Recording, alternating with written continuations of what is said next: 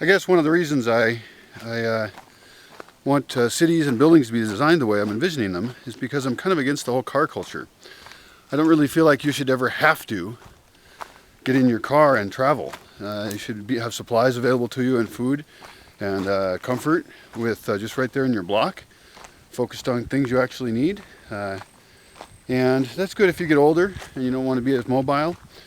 Also makes each space kind of independent, each building area, so you don't have to do as much transport. If every single building has built into it all the functions you would need for delivery of outside food, harvesting of food, processing of food, a lot of it's about the food once you got the housing figured out. And so if you've got that figured out, then suddenly you're freed up and you can go where you want, be where you want.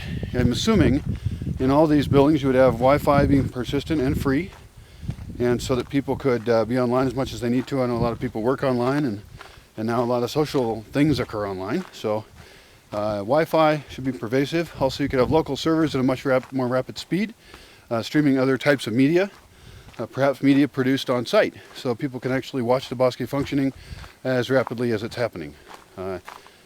So, yeah, a few more thoughts for you.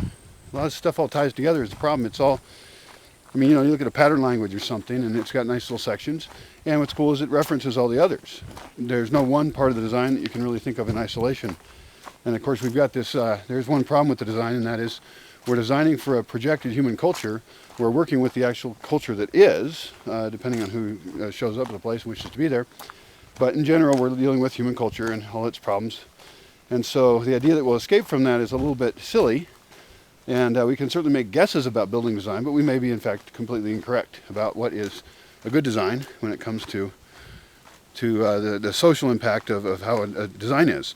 One nice thing about these buildings is they're lattice work, so that all the walls can be fairly easily altered. They'll be mostly earth and stuff, and so the use of the building can change, and that's actually an important part of the design in terms of knowing that we don't know what the future holds, knowing that we don't know not only what humans will do in their culture, but what individuals will want to do. So there's a book called How Buildings Learn that looks at how buildings change over time, and there's one listed in there that was kind of impressive because it had such flexibility. It's not the prettiest place.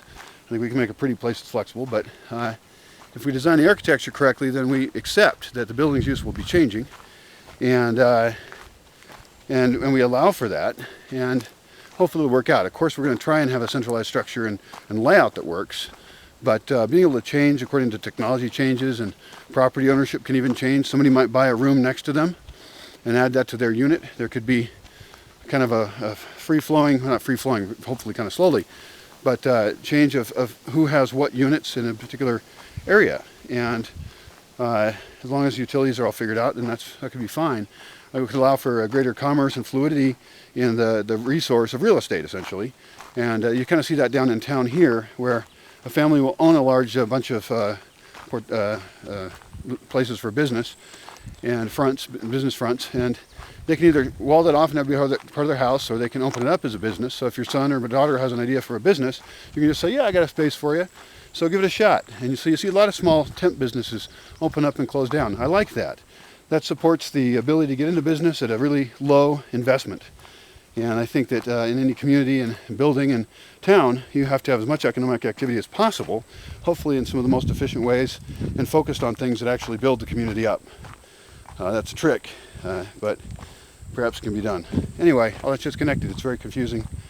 Too much to think about. Maybe I'll just have a nice walk now. Can you tell I'm a little hyper?